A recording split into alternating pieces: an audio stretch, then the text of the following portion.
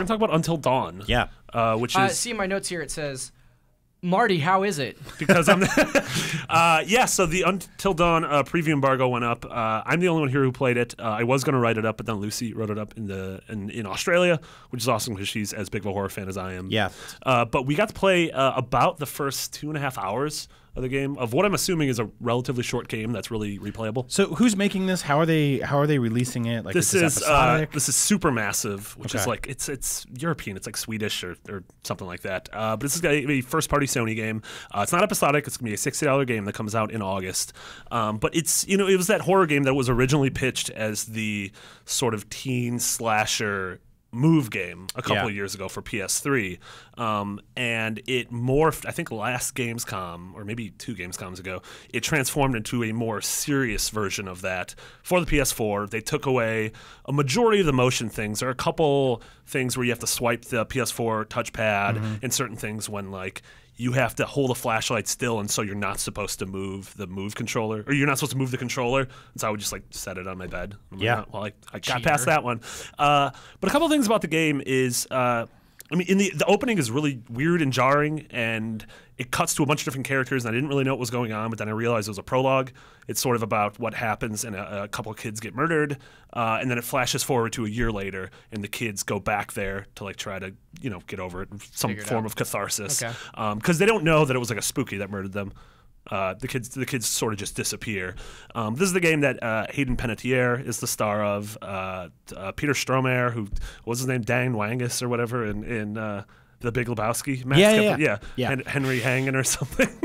The porn director. Right. He plays this weird character called the Analyst, who in between scenes you're like first person in his office, and he's like a therapist, and he starts asking you questions about like what you're actually afraid of, and he refers to you as the player.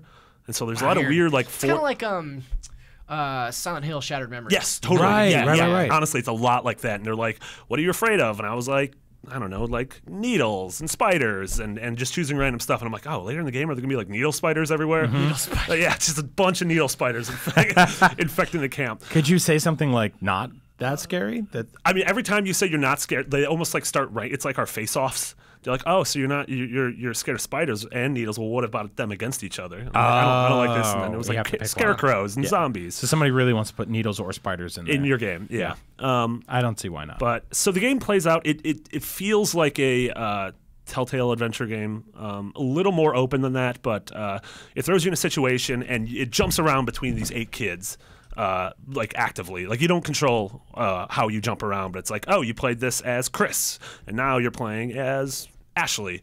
One of the things is, aside from Hayden Panettiere's character, I hate everyone in the game. They're all really shitty tropes.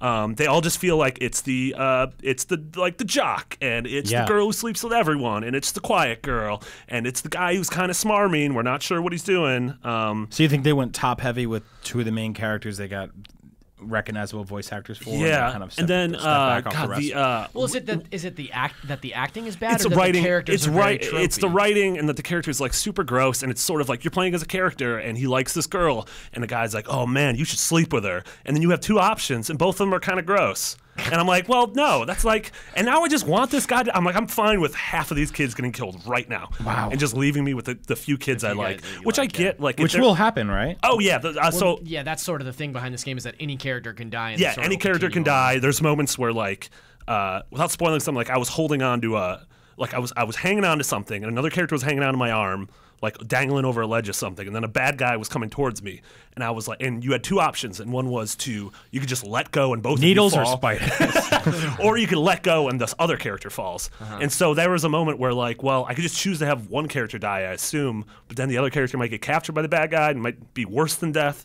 So man, like, really interesting moments. There's from what I played of a build last year, there's like very Saw-like moments where a couple they're both in this really messed up torture situation, and there's like a bullet, and the guy's like, whoever the bad guy is like, the guy can either blow his brains out or you have to kill your girlfriend. Jeez. Yeah, so there's like really like weird messed up stuff like that, and I imagine there's a way to get out of it, because they said it seems like there is a perfect ending where everyone survives, but you really have to make Gotta make the right the right choice. gotta make the right So do you think it's okay that you hate the characters, considering a bunch of them are gonna die? I'm sort of fine with that. Like, are they doing that on Do- purpose? Yeah, I was gonna say, is it intentional? I mean, Because have you guys ever seen the original Texas Chainsaw Massacre? Oh, yeah. Yeah, so it's one of my favorite horror movies. I think it's the most terrifying movie of all time. Every character in that movie is an idiot. Yep, and totally. just you hate them. Like Yeah. every teenager in that movie is just like, hey, let's go hang out in the woods. Let's go hang out in the haunted house. Or like, there's a kid in a wheelchair and they don't take care of him. They don't like. You want everyone to die, and even the wheelchair kid's annoying. Like Yeah. you're like, just get cut up. Yeah. Where's that? And you hear the chainsaw noise, and you're like, finally, finally take something these bad's people happening. away. Yeah. These pieces of trash. Yeah.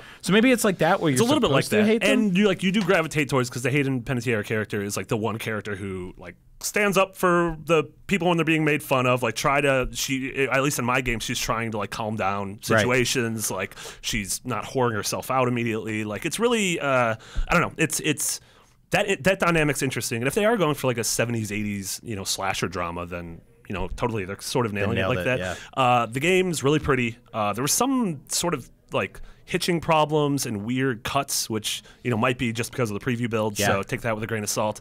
But the game's gorgeous. The environments are gorgeous. The facial animations are incredible. That's cool.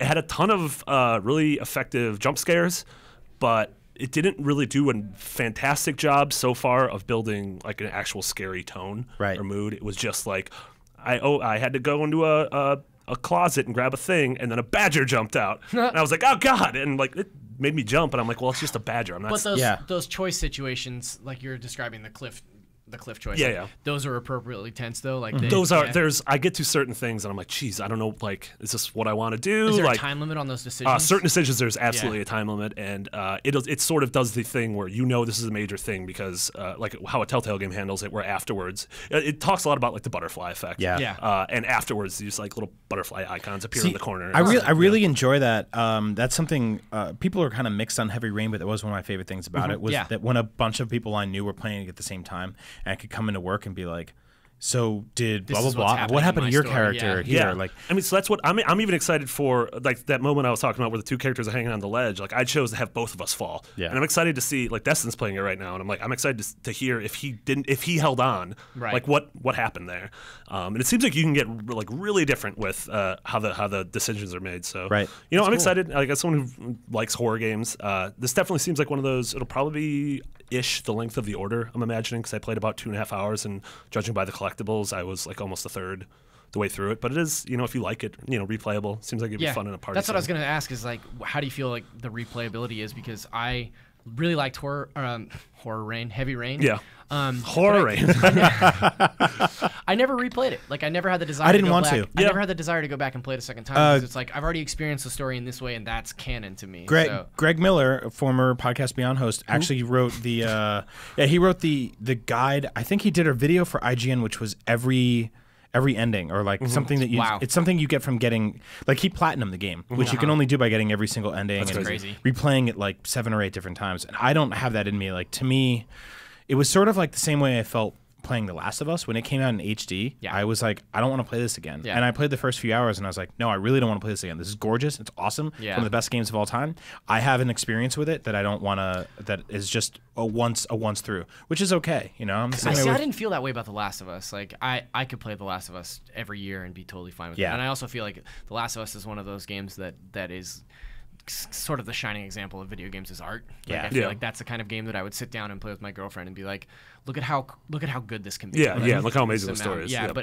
but yeah, I totally feel you with Heavy Rain, and it kind of seems like this game Yeah. too. Maybe like you could play through that 6 hours once and really feel like, okay, I've seen my version of this story, and I think maybe the replayability actually comes in the conversations like you're talking Yeah. about with Destin and seeing how their story played out rather than Yeah. experiencing it again yourself. So how long is this game going to take to finish? I mean, I don't know for sure, but I'm imagining 7-8 hours. Okay. Just if the amount of collectibles I had after 2.5 hours is reflective of actual chunks of the game. What do you collect? Knives? You collect Heads? no. There's these. There's sort of like there's 4 or 5 like actual mysteries in the game, and you are collecting things that's sort of piecing together. Like what happened at this place 50 years ago? What happened to the 2 girls from the prologue that disappeared? Who is this dude who's trying to Is it cut you? Is it a spoiler to talk about who the murderer is? Like, is it?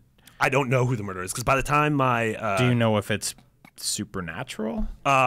As of now, I don't think so. As Wow. of now, or it might be something of this, like, we're talking about stuff that happened 50 years ago, but then there was this dude who was like an arsonist who was threatening the family a couple years ago, and you see fire at certain points. And so, yeah, I don't think it's supernatural yet, although I guess this isn't too much of a spoiler. The scenes with the analyst, the dude who's your therapist or whatever, the room starts getting messed up and decrepit, like almost like Silent Hill, Silent the room, Hill, yeah. to where like we cut back one time and like windows were boarded up and there was like this thing rotting in the corner, and I'm like, well, what the hell's happening here? And I'm assuming he's talking to you as a survivor of the thing, so your character isn't speaking in those scenes. So I imagine who it is going to reflect who survives in your game. I feel like Yeah. I got a distinct supernatural tone especially from the stuff that I saw at PlayStation Experience. Yeah, totally. Like I felt like that would there's a definite supernatural vibe there. I would honestly be kind of surprised if it was. Oh so no, yeah, straightforward totally. mystery, but- Just as of that beginning. And the last weird thing is it's hard to just get away from it because I know Hayden Panettiere is probably our age, late 20s, early 30s, and then Rami Malek, who you might recognize. I think he was on the Pacific. You would recognize him. He's also probably in his early 30s. But these characters, I think, are supposed to be teenagers. Oh, okay. They're very much, they talk about sex and relationships in the way that a teenager would. Like they talk about bases Yeah. and like Can't wait to making do out. some of the sex. And I'm just like, Let's you and me you're go all do sex. like 30 and you're talking about like making out and like there's these really dumb like I get it if you're Can you supposed to get be pregnant from teenagers. stomach kisses?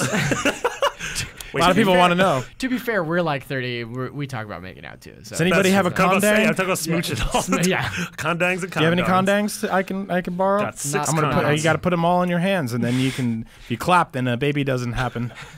How do you sex? That's parenting advice with Brian Altano.